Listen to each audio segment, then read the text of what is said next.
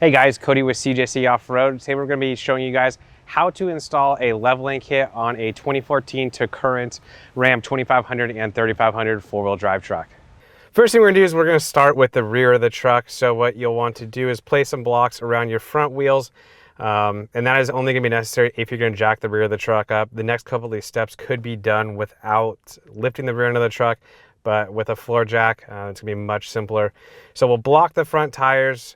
We'll grab a jack. You can use a block of wood or some kind of accessory to lift the trailer hitch of the truck, and that's just going to buy you better access to remove and reinstall the rear shocks.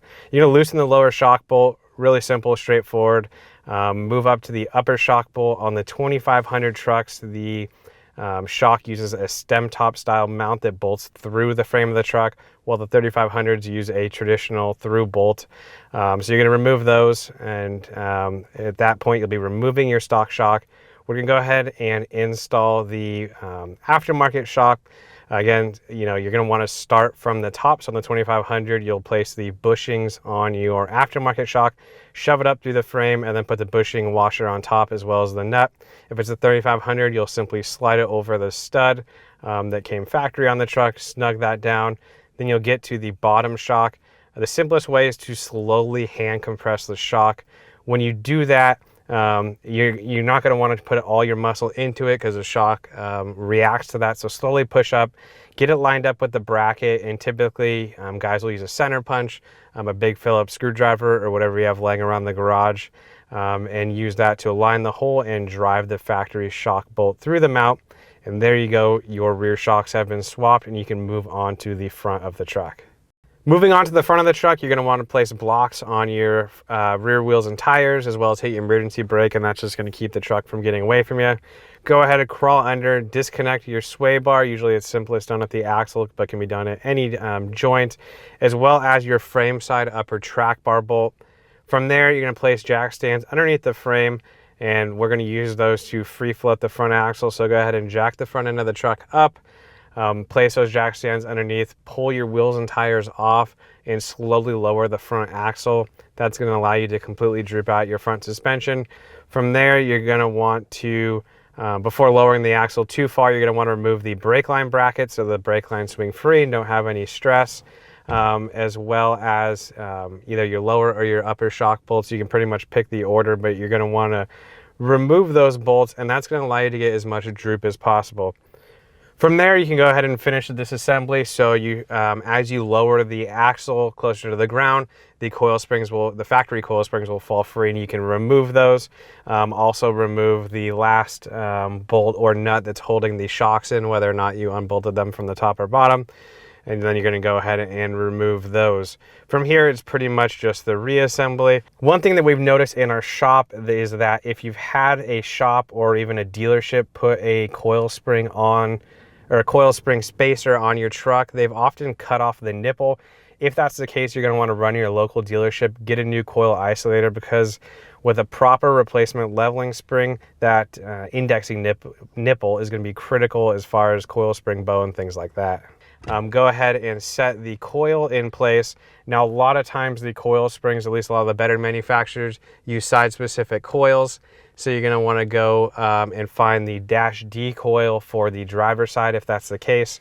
On that side, you're going to want to make sure the text is upright and can be read, and the D is on the driver's side. Take the coil isolator, put it onto the top of the coil. You're going to notice that when you remove the coil isolator from the truck, there's an alignment nipple as well as a seat that the end of the coil rests in. You need to make sure that the coil is in that seat and the nipple is in the alignment hole in the truck, and that's going to make sure you don't have any weird bowing characteristics and things like that.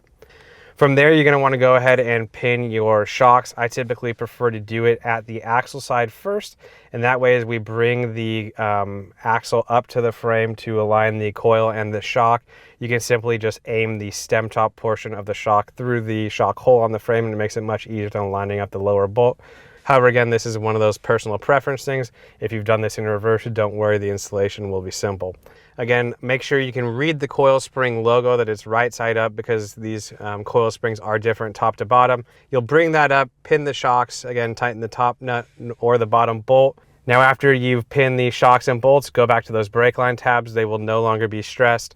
Be very careful with these. Depending on the year of the truck, it is a very easy to strip self-tapping bolt. So go ahead and just snug those with a hand tool. Try to avoid any kind of power tools and stripping those bolts out. From there, you can actually go ahead and mount your wheels and tires. We're going to pass on the track bar and the sway bar for now. Mount your wheels and tires, jack the truck up. From there, you'll remove the floor jacks from underneath the truck and go ahead and set it on the ground. Now, it'll be much easier to pull the sway bar end link back towards the axle and tighten that back up. And lastly, the track bar. A lot of guys will say, all of a sudden, my track bar does not fit, etc. The length of the track bar, again, is either proper at stock length or the aftermarket length. From there, you'll actually use someone, have them jump in the truck, key it on, but do not turn it on. And you can actually use the steering wheel when the tire's on the ground to shift the orientation of the frame on the axle. So when you do that, it makes it much simpler to go ahead and pin the upper frame side bolt. From there, you'll torque the upper and the lower bolt. And basically, you have a complete leveling kit installation. Now that you've got all the suspension done, we can move on to the alignment. If you've made it this far, you can most likely do the alignment yourself in the driveway, as we've really only thrown off 2 adjustments on your truck by putting a leveling kit on. Now, some people will still opt to go to an alignment shop. If you do that, we have all the proper specs listed on our website. Keep in mind, you're probably going to see a traction control light or an ABS light come on while you're driving to the shop. Don't worry, once the steering wheel has been centered, that light will go away. Now, for those of you who want to tackle this in your driveway, there's 2 adjustments we're going to be looking at. It's going to be the caster of your front end, as well as the drag link adjustment for your steering wheel centering. Now, the caster is adjusted by 2 eccentric bolts, 1 on each lower radius arm on the truck. You'll actually want to loosen all 3 bolts on each radius arm at this step. The reason being, the frame side is a vulcanized fixed bushing if you still have your stock radius arms on the truck. When you loosen those and then just simply retighten them, you're pulling that bushing out of a bind due to the increased height in your truck. So you're basically going to want to do that even if you aren't aligning the truck yourself. Oftentimes we found the proper caster number comes from moving those caster cams 2 notches back from the centermost position. Now again, every truck is different, so if you're hyper concerned about numbers, you can always take it somewhere. However, keep in mind, most of these racks that you're going to take the truck to are going to see 2 different sets of numbers. If you were to throw it up, pull it off the rack, and then put it back another time, these numbers are not 100% scientific, so 2 notches back, in our experience, is going to be the best setting 99.9% of the time. And that number we're looking for is roughly 4 degrees of caster. We have all the technical specs again on our website under a tech article. Now moving on, after you've torqued all those bolts back down on the radius arms, you're going to want to move on to the drag link. There's an adjuster on your drag link, and it's going to look 2 different ways depending on if you're a 14 to 18 truck or the 19 or newer. One thing to note, if you do have a 14 to 18 truck that's been to the dealer, they most likely welded your drag link, which is going to require a grinder or help from a buddy. Now the centering of your steering wheel is simply lengthening this drag link. So the first step will be taking the truck down the flattest road you can find close to wherever you're working on the truck. Now you're going to want to avoid an extremely crowned road, as you're going to find that the truck might favor one side of the road or the other.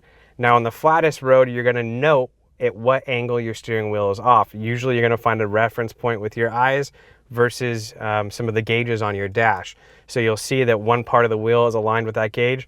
And what you're going to do is pull back into your driveway or wherever you're working on the truck and keep that steering wheel in that same clocked position. One thing to note, do not turn your truck completely off during those steps. Sometimes guys will opt to turn off the motor, but however, leave your ignition keyed on, and that's going to allow your steering wheel to freely move. If you do turn off your vehicle, that's going to throw off, or if you completely turn off the ignition, that's going to completely throw off the process and possibly cause you some issues. So it is very important that you do leave the truck, or at least the ignition, keyed on for this whole process. Now what you're going to do from there is either have a buddy help you, a spouse or whoever, and you're going to loosen that drag link and extend it. Now as you extend it with the truck on, that's slowly going to bring that steering wheel back to center position. Oftentimes this is going to take multiple attempts, but you're going to repeat these steps in order to find the center, if you will, of your steering wheel. Once you've found what you believe to be perfect center, tighten down those adjusters and take it for a spin. Now, Triple check all of your work, go over all of your bolts. If you have a paint pen, it's always a safe time to mark all of the bolts and nuts that you've moved. And that's just going to allow you to use them as witness marks in the future. You can poke your head under there and make sure nothing has loosened itself, etc. Listed down below, you will see all of the torque specs and the current sizing of the bolts. We didn't want to reference specific sizing in this video because if there are some factory changes, we can simply change the description in the video. So if you do have any questions left after this, feel free to comment down below or reach out to us. However, I do feel this is a pretty good all-encompassing walkthrough guide on how to put a quality leveling kit on your Ram truck. Again, we're just referencing a system where we're changing your front springs, floor shocks, and possibly your track bar. We will link the kit that we installed in the video down below, again, with all the torque specs, all the tools that are needed. As always, feel free to reach out, and we will see you guys on the next one.